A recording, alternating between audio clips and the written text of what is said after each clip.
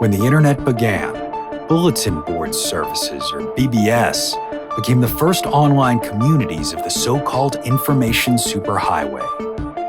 Using their phone lines, people logged in from all over America to talk about sports, games, movies, and on one BBS in particular, share their ghost stories. Over time, those communities all went dark, except for one lone server that continues to operate somewhere in an unknown part of Pennsylvania's Rust Belt. A relic of the 1990s, veiled in mystery, it is a digital archive of humanity's strangest encounters with the unknown, as told by the people who experienced them. My name is Brandon Schexnayder, and you are listening to Fear Daily.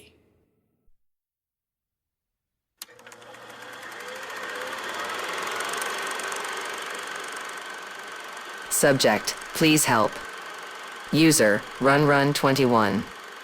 Posted, June 23, 1997.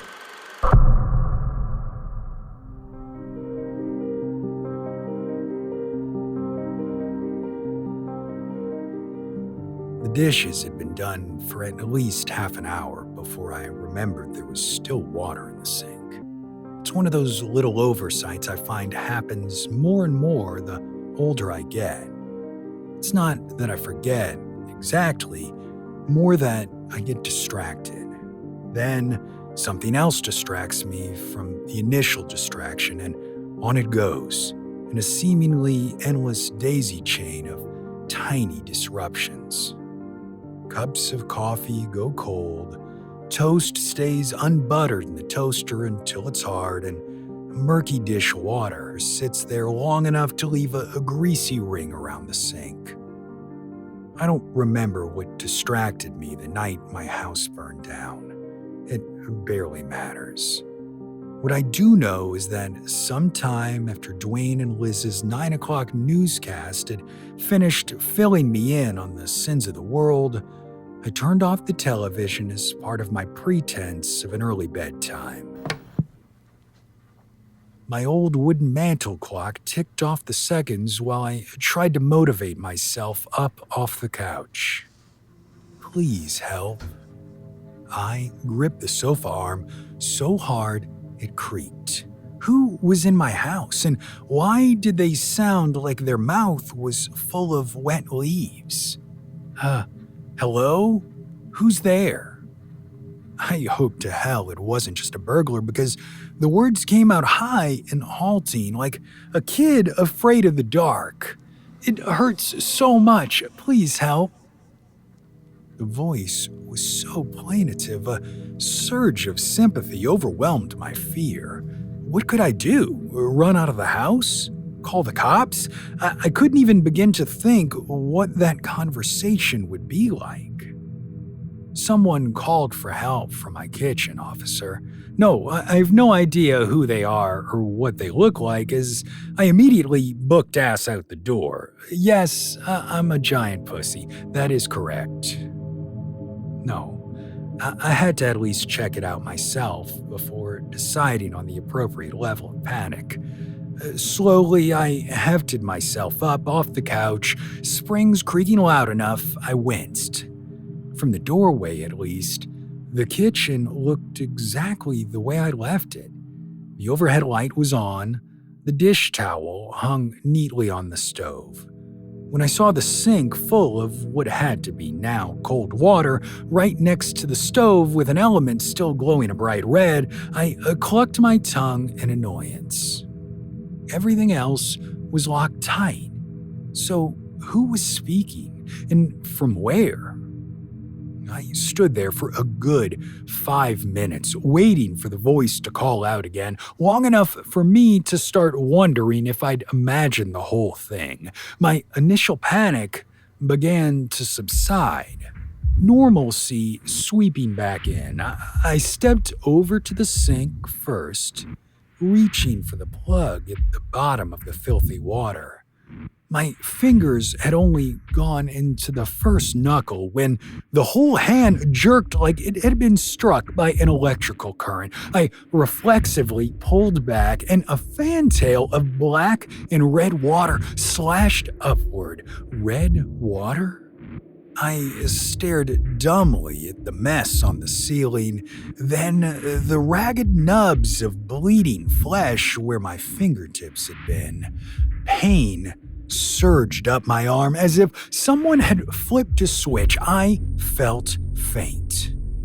A slick burbling drew my attention toward the sink. Something was emerging from the water, a stringy, hairy mass the size of a basketball, its surface undulating. There was a sharp, muffled sound, not unlike someone crunching the last few popcorn kernels at the bottom of the bag. It was chewing.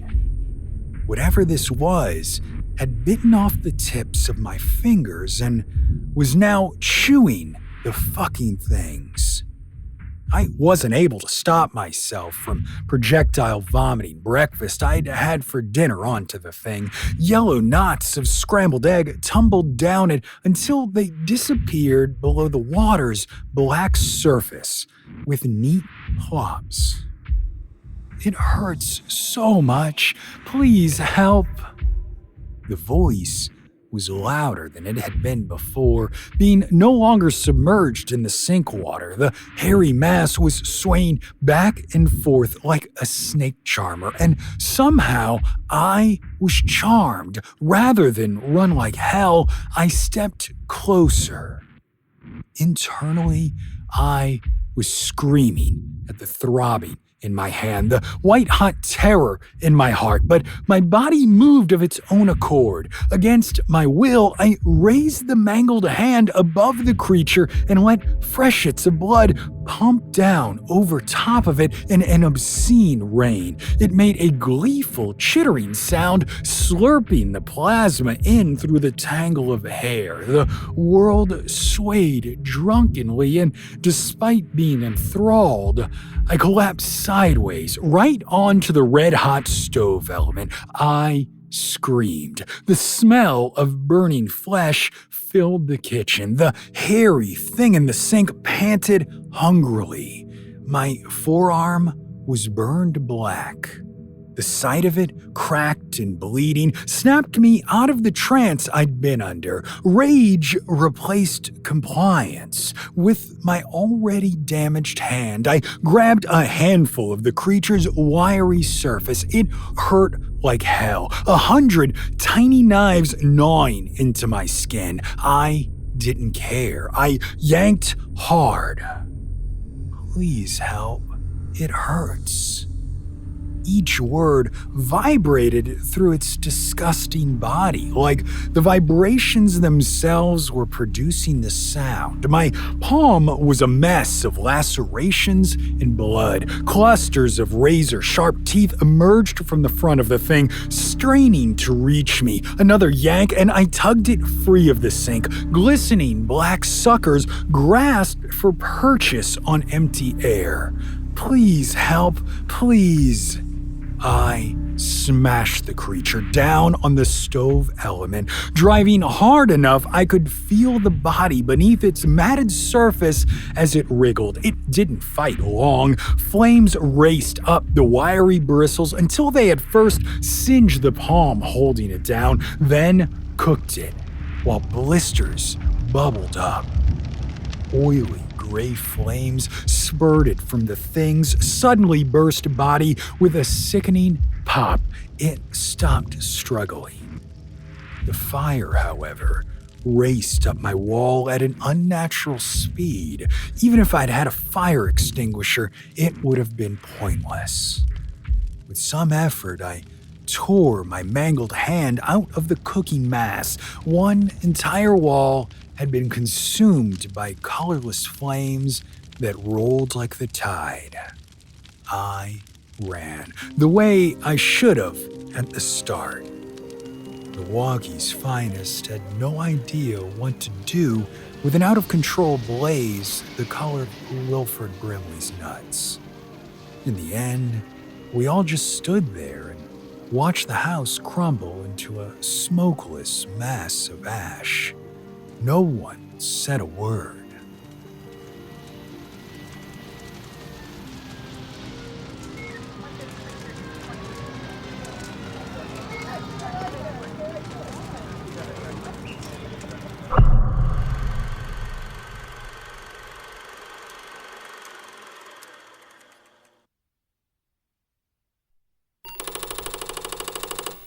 Subject, upstairs. User, nogrins22. Posted, May 17, 1996. I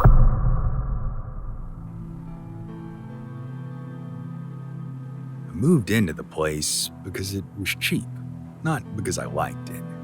The building was old, brick scabbed with soot, with a sagging fire escape that looked like it would crumble if anyone actually tried to use it.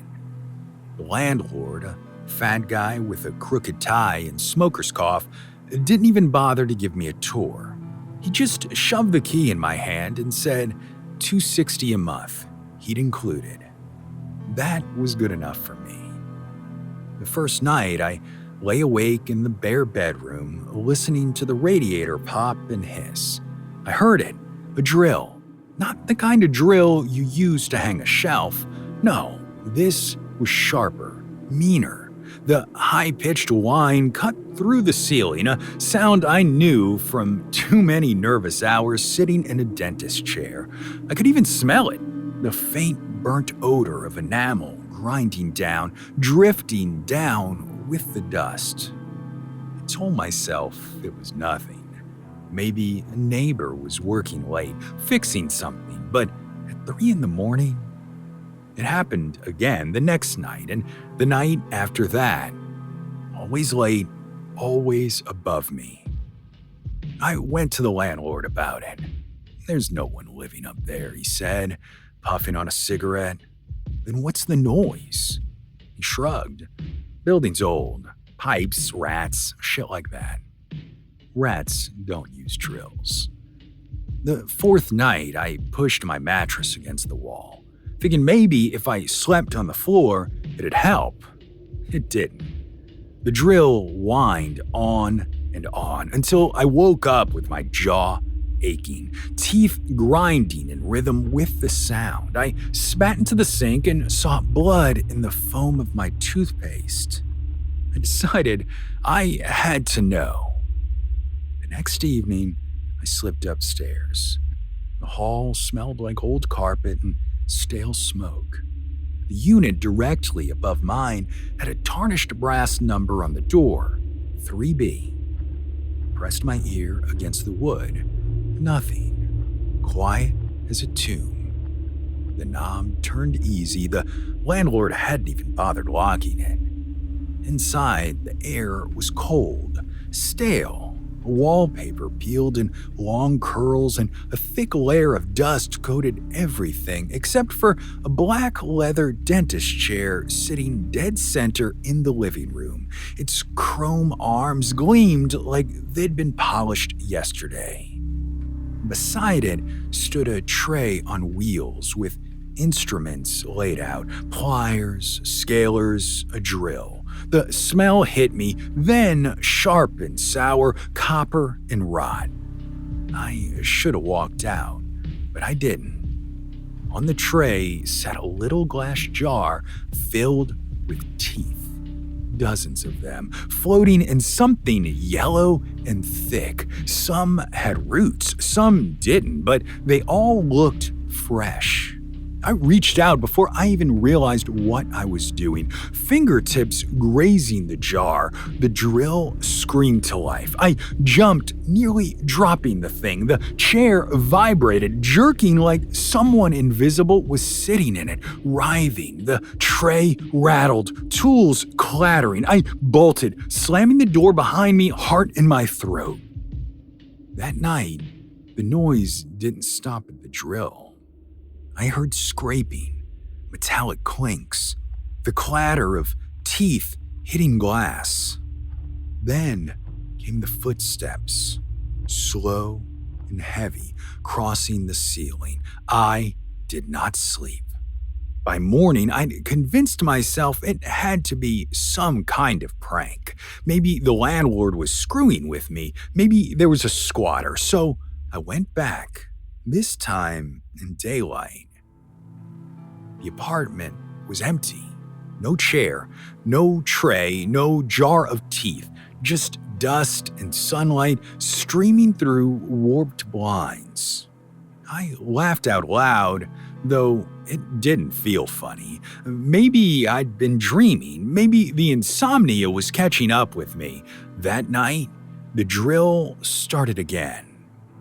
But this time, there was something else. A steady drip, drip, drip from the ceiling. I looked up and saw a stain blooming, dark and spreading, before a droplet broke free and splashed onto the carpet at my feet. I touched it. Warm, sticky, not water. By the time I grabbed a chair and climbed up, more was coming down, thick streaks of blood running between the cracks of plaster, and mixed in with it, teeth.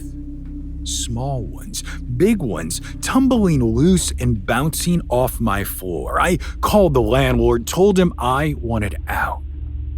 "You break lease, you lose deposit," he said. "Do you not hear me? There's blood coming through the goddamn ceiling. You want out, you pay. Otherwise, quit whining." That night, I lay awake on the couch, staring at the ceiling. The stains pulsed like veins, spreading wider, faster. The sound of the drill was so loud it felt like it was inside my skull.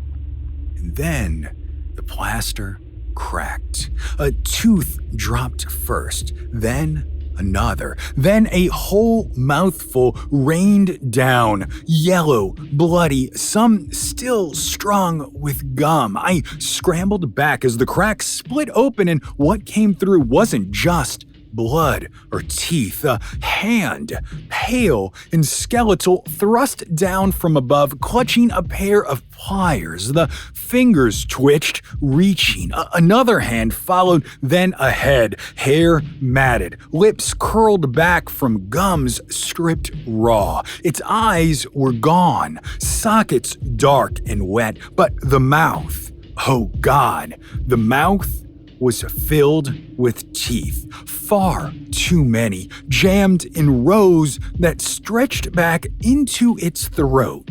It grinned at me. I ran. I didn't pack a damn thing. I just tore out of the building and didn't stop until I hit the street, lungs burning. The landlord found me the next day, sitting outside a diner, shaking over cold coffee. He wanted the rent, and I told him to go to hell. I told him what I saw. He didn't even blink, just shrugged and said, "Told you nobody lives up there." Then he pulled a toothpick from his pocket, stuck it between his teeth, and grinned.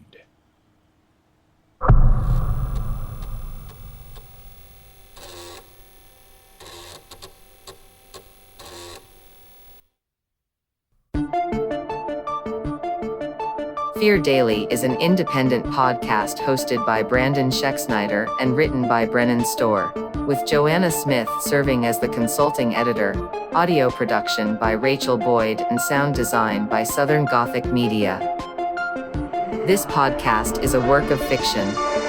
Names, characters, places, and incidents are either products of the author's imagination or are used fictitiously. Any resemblance to actual persons, living or dead, or to real events or locations, is entirely coincidental. Ad-free versions of Fear Daily are available now on your favorite podcast apps. For more information, visit feardaily.com. But move fast, before the server goes offline.